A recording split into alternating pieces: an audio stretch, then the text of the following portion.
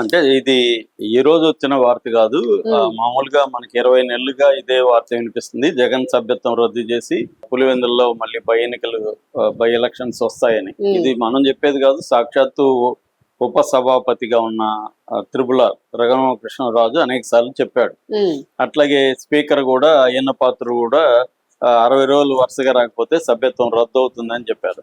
కానీ జగన్ ఏంటంటే పట్టుబట్టి మంకు పట్టు అంటారు, పిల్లవాడు మంకు పట్టు పట్టినట్టుగా నాకు ప్రతిపక్షం ఇస్తేనే వస్తా, చాక్లెట్ ఇస్తేనే వస్తా అన్నట్టుగా, ప్రతిపక్షం లేకపోతే నేను హోదా లేకపోతే రాను అన్నట్టుగా అతను చేస్తున్నాడు. దీని మీద ఎవరి వాదనలు వాళ్ళకున్నాయి.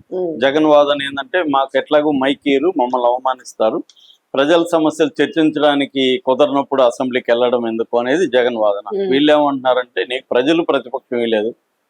అయ్యన్న పాత్రుడు అదే అన్నాడు, నేను గుడిలో పూజారి లాంటి వాడిని, దేవుడు అంటే ప్రజలు నీకు ఇవ్వనప్పుడు పూజారి ఏమి ఇస్తాడు నీకు?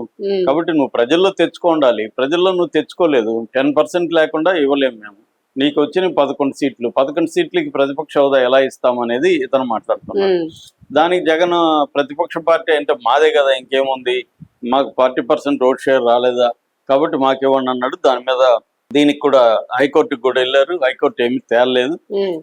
కాకపోతే ప్రజల్లో ఉన్న అభిప్రాయం ఏంటంటే జగన్ కి ప్రతిపక్ష హోదా ఇచ్చినా ఇవ్వకపోయినా ఆయన అసెంబ్లీకి వెళ్ళి ప్రజల సమస్యలు మాట్లాడాలి. జగన్ కూడా ఒక పులివెందుల తరపున ఎమ్మెల్యే కదా, పులివెందుల్లో ఎందుకు ఆయన ఎమ్మెల్యే కన్నా వెళ్ళి పులివెందుల సమస్యలైనా ఆయన మాట్లాడాలి. మిగతా ఎమ్మెల్యేలు కూడా వాళ్ళ నియోజకవర్గాల్లో మిగతా 10 ఎమ్మెల్యేలు కూడా నియోజకవర్గ సమస్యలు లేవనెత్తాలి. ఒకవేళ ఈ ప్రభుత్వం వాళ్ళ పట్ల నిరంకుశంగా వ్యవహరించి చేస్తే అది ఎక్స్పోజ్ అవుతుంది, జనాలు కూటమికి చెడ్డ పేరు వస్తుంది. వీళ్ళు కనీసం 11 మందికి మనం గెలిపించినా వీళ్ళు 11 మంది వెళ్ళి అసెంబ్లీని కూడా వదలకుండా మన ప్రజల సమస్యల మీద పోరాడుతున్నారు అనే అభిప్రాయం జనంలో వస్తుంది కదా. దీని ఎందుకు జగన్ ఉపయోగించుకోవట్లేదు? అవమానాలంటే మరి జగన్ కూడా గతంలో అవమానాలు చేశాడు కదా, దారుణంగా చంద్రబాబుని, భువనేశ్వర్ గురించి అసెంబ్లీలో మాట్లాడలేదా? అంతకుముందు రోజా 1 year సస్పెండ్ అవ్వడానికి కారణం ఏంటి? కాబట్టి ఇవన్నీ ఉన్నాయి కాబట్టి జగన్ ఎందుకు ఉపయోగించుకోవట్లేదు, ఎందుకు పడుతున్నాడు అనేది ఇప్పుడు చర్చ వస్తుంది. సో ఈ రోజు బడ్జెట్ సమావేశాలు స్టార్ట్ అయినాయి. ఈ బడ్జెట్ సమావేశాల్లో ఉభయ సభలను ఉద్దేశించి గవర్నర్ అబ్దుల్ నజీర్ ఆయన ఆల్రెడీ ఉపన్యాసం ఇచ్చాడు.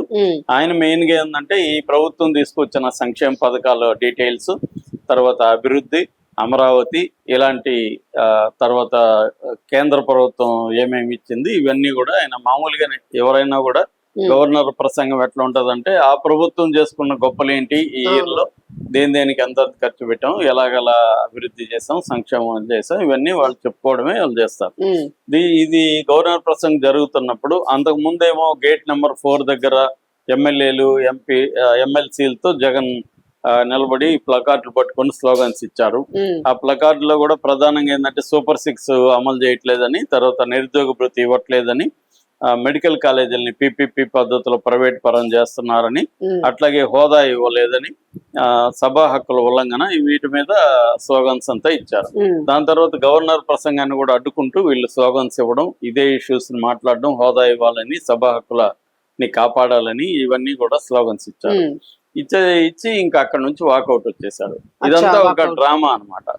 అంటే జగన్ గాని ఎమ్మెల్యేలు గాని ఫస్ట్ అసెంబ్లీ సమావేశం జరిగినప్పుడు మొదట అసెంబ్లీ సమావేశానికి వెళ్ళారు, సంతకాలు పెట్టారు, ప్రమాణ స్వీకారం చేశారు, వచ్చేసారు. దాని తర్వాత మళ్ళీ గవర్నర్ ప్రసంగం ఇప్పుడు వెళ్ళడం, మళ్ళీ సంతకాలు పెట్టడం, ఇలాగే గోల్ చేసి బయటకు వచ్చేయడం, ఇదే జరుగుతుంది అనమాట. అంటే మామూలుగా అయితే రూల్ ఏంటి, 60 రోజులు వరుసగా సభలకు రాకపోతే మెంబర్షిప్ రద్దు అవుతుంది.